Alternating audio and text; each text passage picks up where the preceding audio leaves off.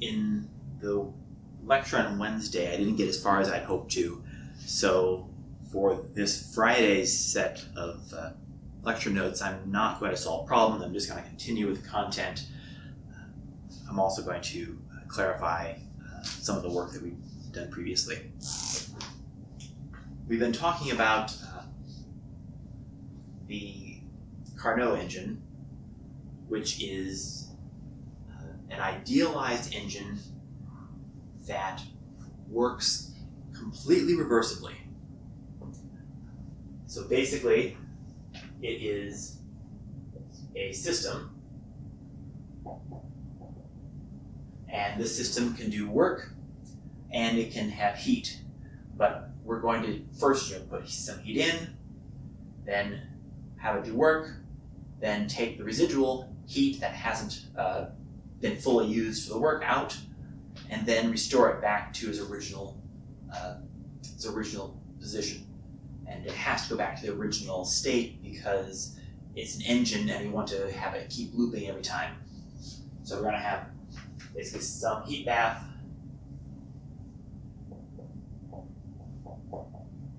that can come in, and this we're saying is at temperature T2. That is very out of focus. I'll try to figure out what's happening with that. So this is at, we have some isothermal injection of heat, Q2, and then we disconnect that bath.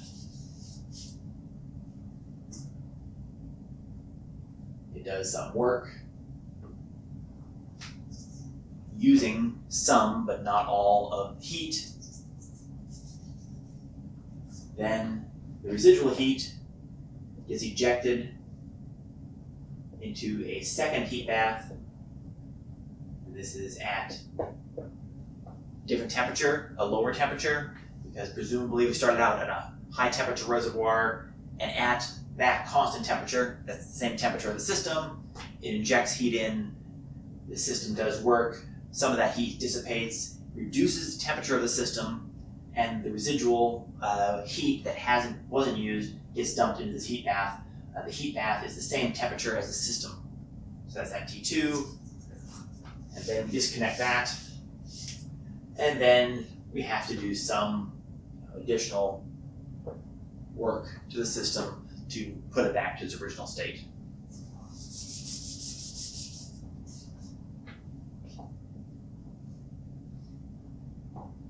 In our pressure volume space, we're dealing with an ideal gas. We're basically saying that we have some isothermal process at T2, in which heat is injected in.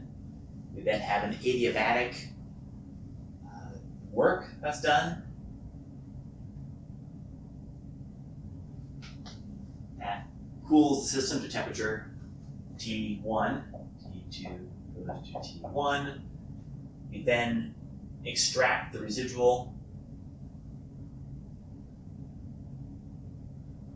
The residual heat at T1, an isothermal process, and then resolve the system, putting it back to its original state. And that transitions the temperature from T1 to T2. So Q1 is going in.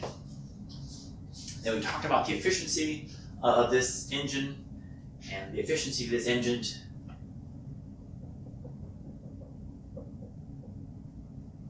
is the work done divided by Q2, and the work done is the difference between the work in, or sorry, the heat in and the heat out. So that's going to be equal to Q2 minus Q1 over Q2. So that's the Carnot efficiency.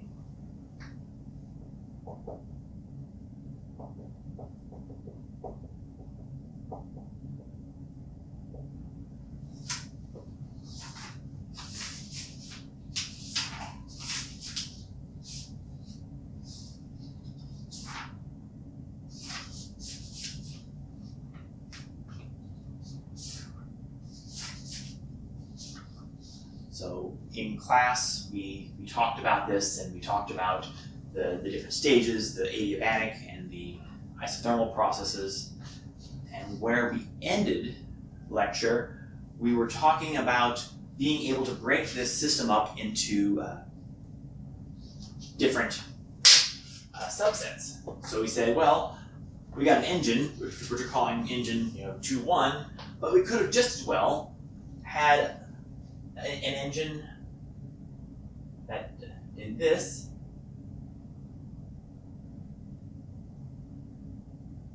This is at T3. And we could have had a second engine that did this.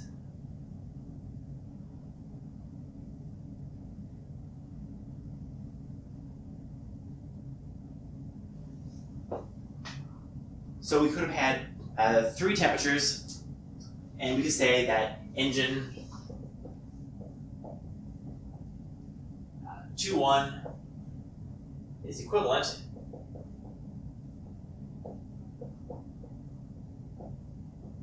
engine 2-3 plus 3-1. Remember, the work being done is the area inside the loop. So these 2 engines do the same work.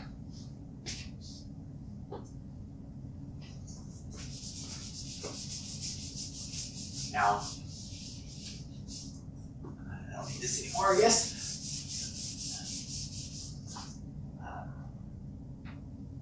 If this is true, well,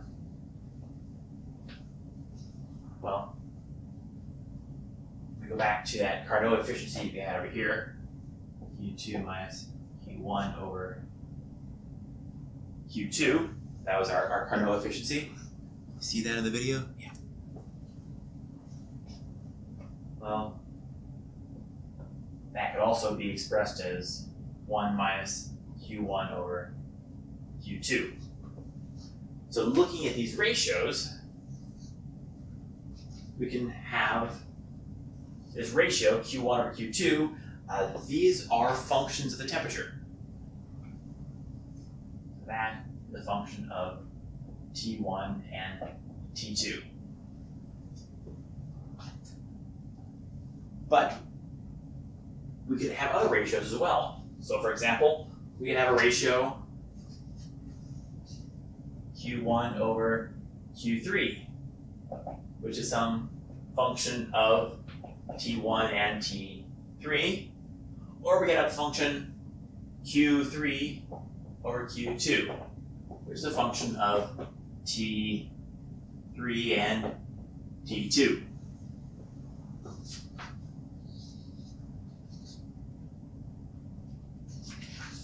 And with these functions,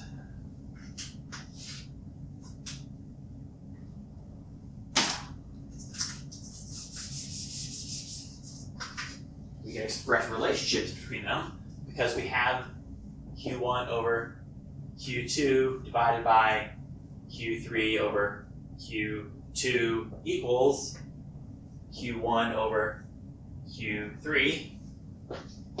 So that tells us that this function of T1, T2 divided by this function of T3, T2 is equal to a function of T1 and T2.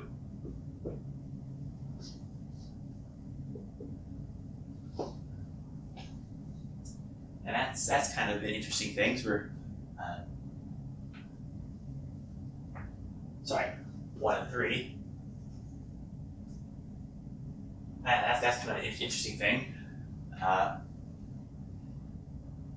We can also think about these heats and recognize that the heat transferred is also a function of temperature, because these are functions of temperature, right? So we can recognize that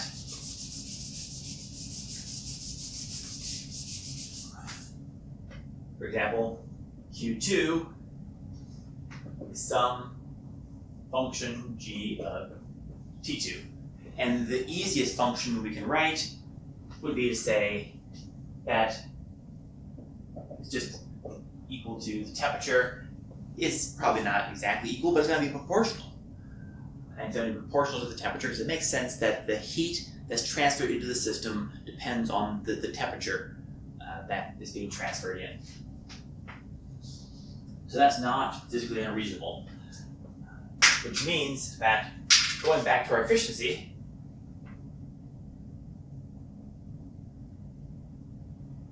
we've got Q2 minus Q1 over Q2, and we're out of focus again. Sorry, I can't explain what's happening there. Problems recently. This can be expressed as a relationship T2 minus T1 over T2. And this is one way to think about the Carnot efficiency. Another way we can think about it is to go through each of the steps and analyze the work being done. So let's do that.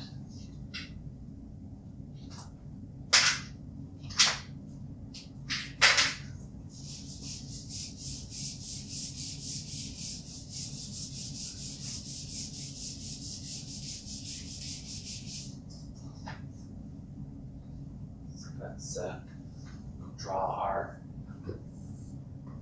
cycle up here.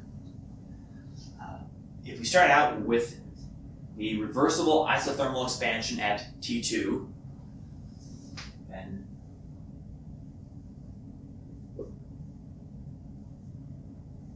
that is an isothermal expansion, so the change in internal energy is 0.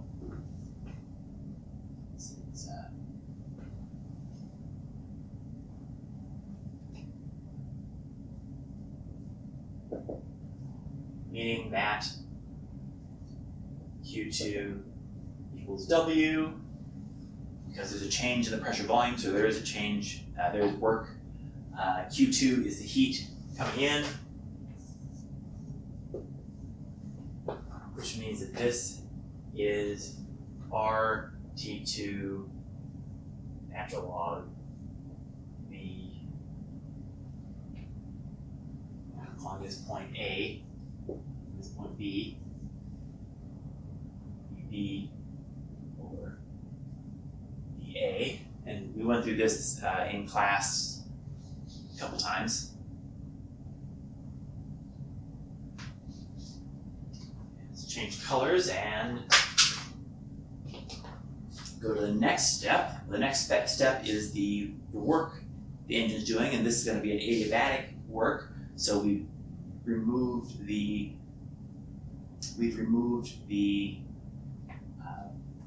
heat path.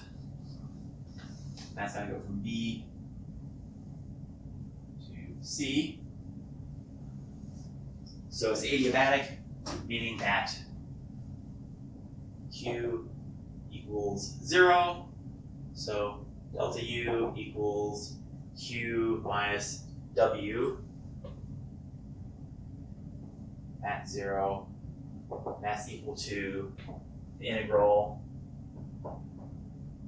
from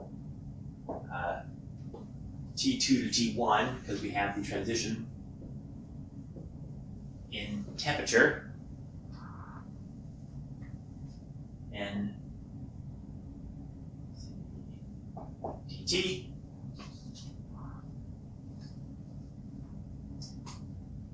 Next, we are dumping the residual heat from the system via an isothermal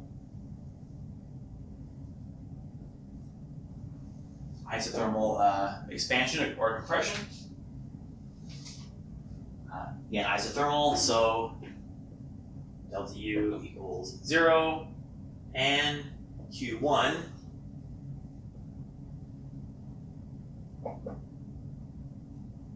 that's the heat being expelled, is equal to W is equal to R T1 natural log of VD over VC, transitioning from point C to point D. So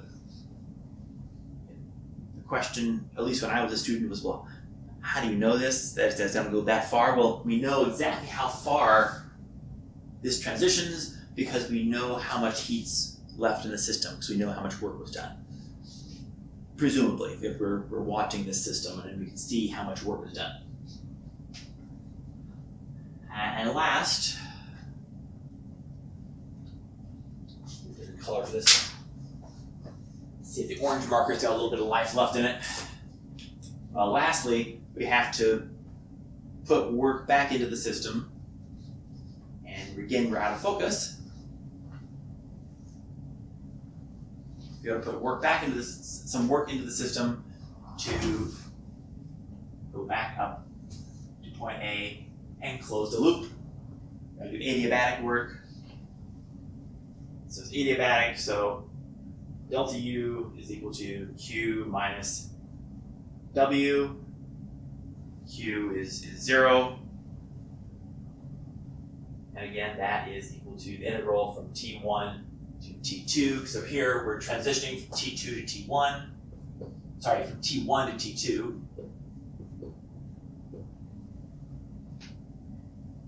And CV dt.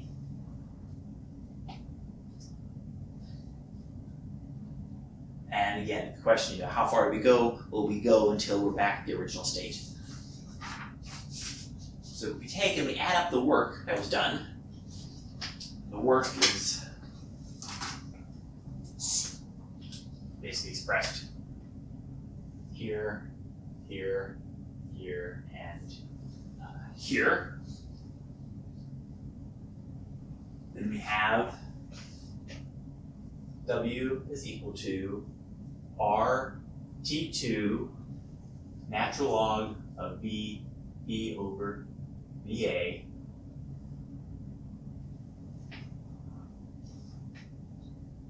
minus the integral from T2 to T1 N CV dt plus RT1 natural log of V d over VC minus integral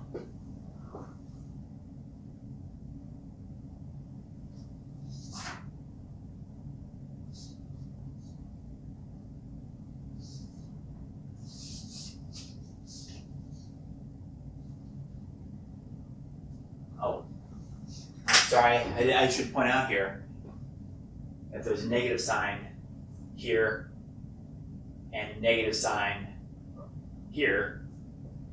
So there should be negative signs in front of those, sorry, it's a plus, negative sign here. So there should be negative signs in front of these two integrals.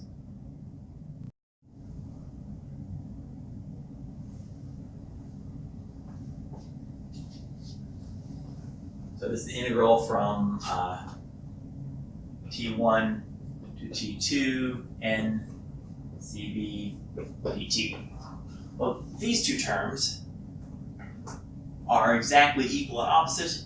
If we take the T1 and the T2 and swap those, we change the sign. So these two are going to go away. So we're left with W is equal to R T2 natural log of V over VA plus RT natural log of V over VC. And I'm going to use a relation, which I'll show you where it comes from in a moment. Actually, I'll show you right now. But let me take this step first. What I want to show you briefly is that VB over VA is equal to VC over VD, which means that we can substitute into here, and we have to change the sign because we're swapping the top and bottom of the fraction. But this is going to give us W is equal to R natural log VB over VA T2 minus T1. And because we have this heat, Q2, equal to the natural log VB over VA, then our efficiency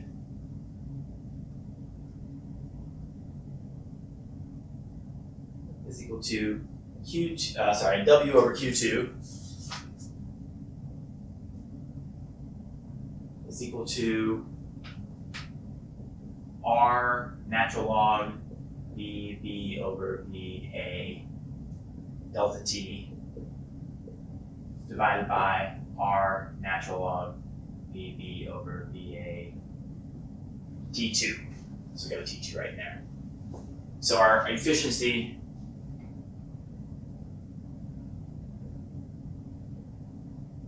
is equal to T2 minus T1 over T2, which is what we got from just making relations and saying, well, we know that the heat transfer is going to be proportional to the temperature.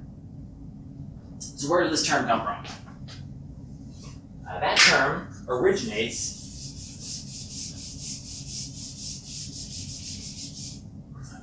from our previous work when we were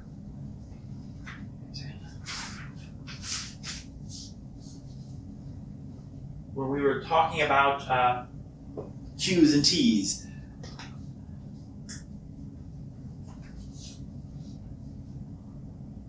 Right? We had Q2 minus Q1 over Q2 is equal to, so this is W over Q2 is equal to T2 minus T1 over T2, meaning that 1 minus Q1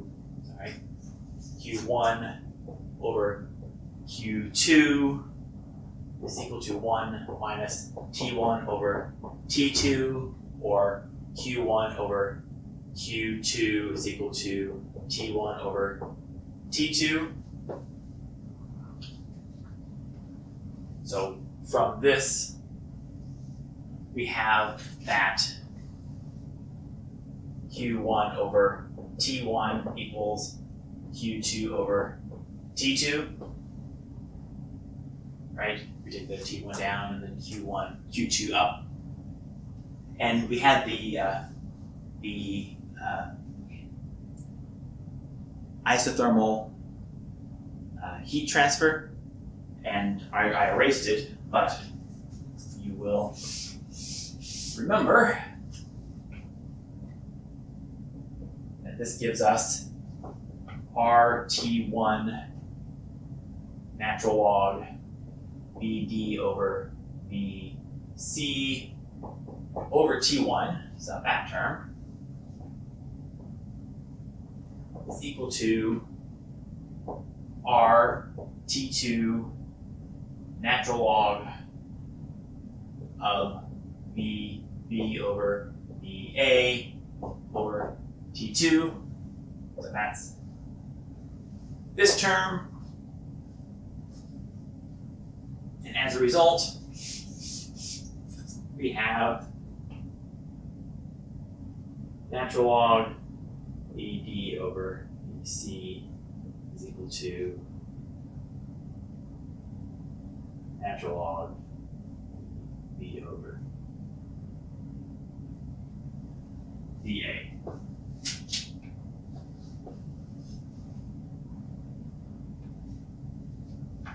So we've got now this efficiency. And let's talk about the implications of the efficiency.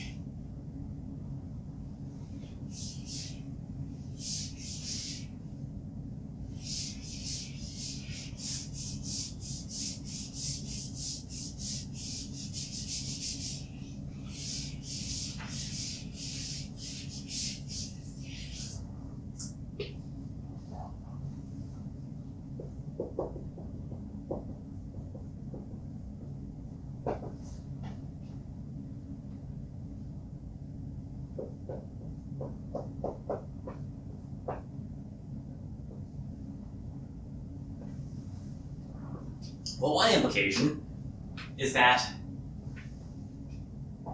if T1 equals 0, then we have 100% efficiency. And what that means is it means that if we can do work with a system up to the point that the temperature of the system reaches the 0, as defined in this equation, then we have no energy left. So this is defining absolute 0. At T equals 0, no heat remains. That's a big thing. Another big thing about this is that we had our simple system of pressure volume, but we don't have to have a simple system. We can also have some other shaped loop. And anytime we have one of these shaped loops, we could break it up as a set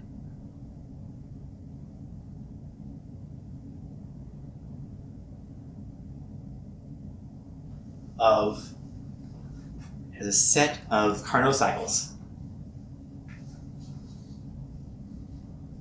And with this set of Carnot cycles, we have that, well, previously we had Q2 over T2 minus Q1 over T1 equals 0. And in this case, we're talking about the sum of our Q's, called as Qi over Ti equals 0.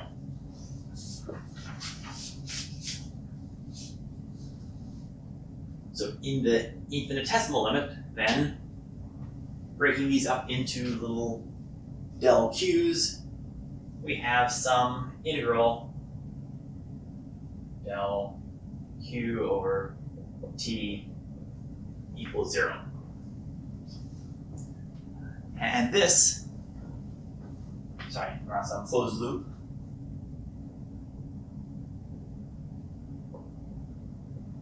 and if we have ourselves going around some closed loop and it's going to 0, this is the same behavior as a state function.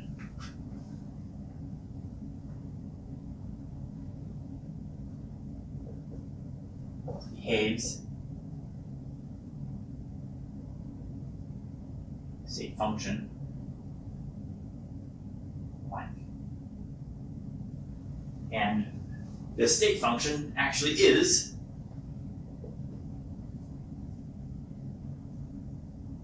ds. So this is our entropy and how we define entropy from macroscopic scale. So we have ds is equal to T.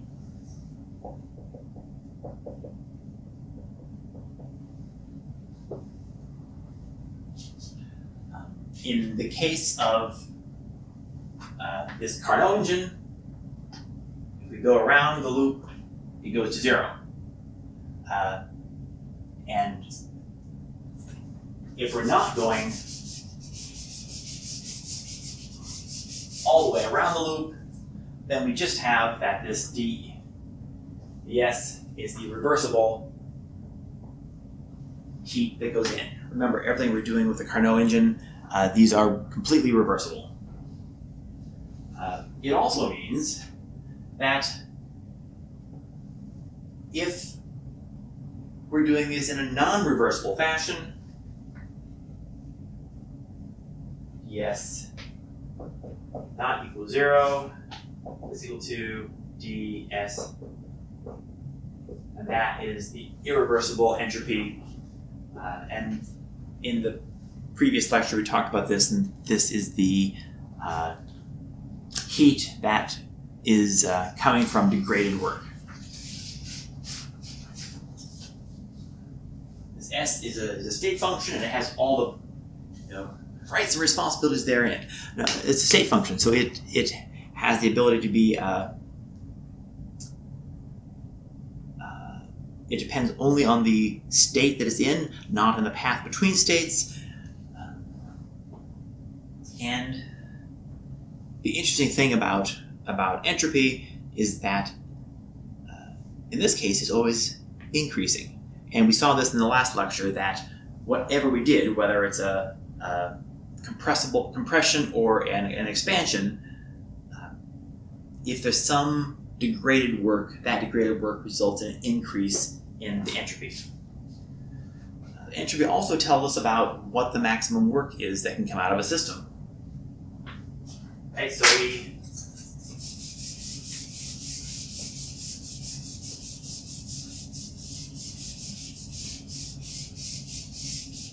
we have the S of the system, and we talked about this in the last lecture. That's going to be dq over t plus ds irreversible, because the internal heat of the system is equal to dq minus LW. We have del Q is equal to du cis plus del W, which we can now take and substitute this into that and give us ds system is equal to du system plus del W plus, or divided by T plus ds, the irreversible entropy. When, if reversible, then this term goes to 0. And when that term goes to 0, that means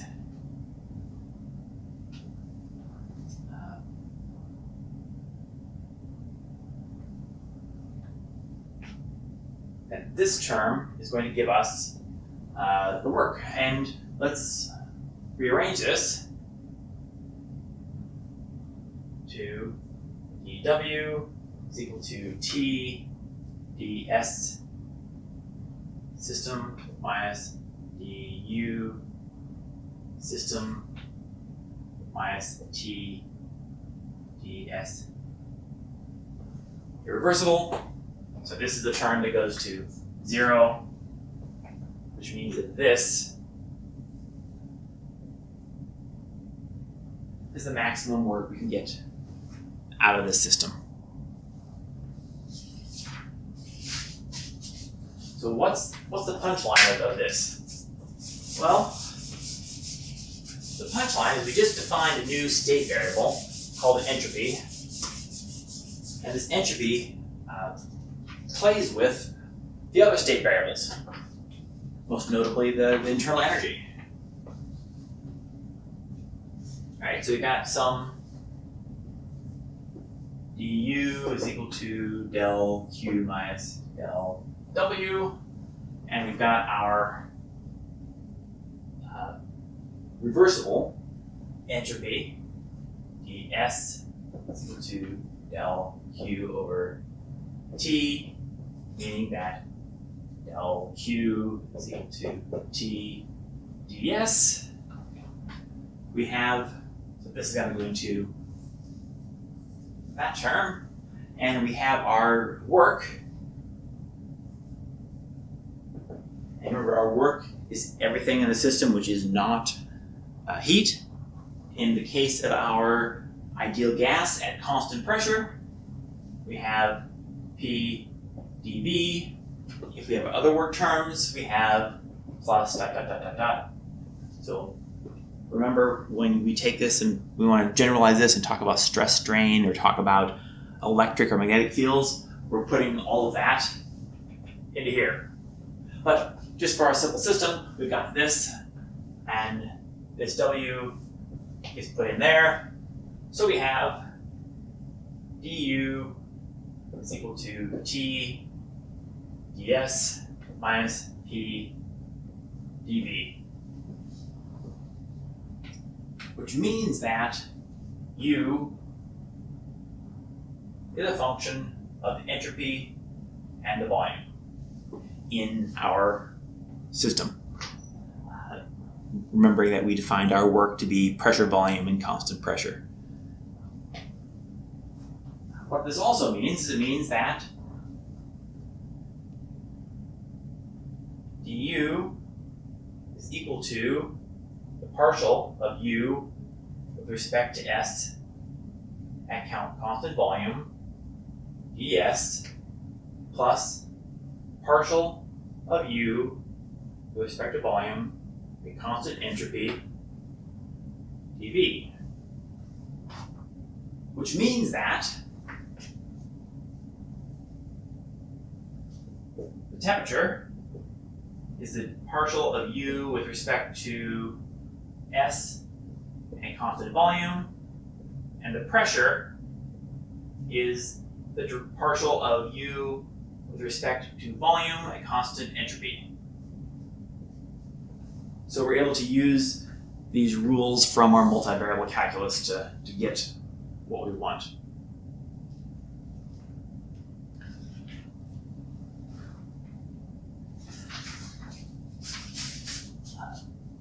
And what's also important about this is that S and U are, state variables, but they can describe the same state. But coordinate transformations. So if we have an expression for U, we can also write an expression for S, in which ds is equal to the partial of S with respect to U at constant volume du plus the partial of S with respect to volume at constant U dV, meaning that S is a function of U and V. You think of it as we took our in our ideal gas, we had pressure, temperature, volume, and we're using volume as a function of pressure and temperature. Well, we can rotate that, and now we've got pressure as a function of temperature and volume. So that's what we've done here.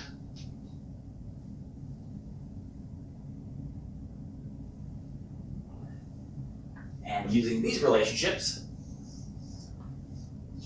we can see here that ds is equal to 1 over temperature du plus pressure over temperature dV. And if we want to, we can express the partial of S with respect to volume at constant U is equal to pressure over temperature. So this is essentially a coordinate transformation, and we will see in following lectures that the other state variables we use, such as the Helmholtz free energy and the Gibbs free energy, these are also just coordinate transformations, and we move through these coordinate transformations using Legendre transforms. So thank you very much, and have a great weekend. Again, there's no quiz on Monday.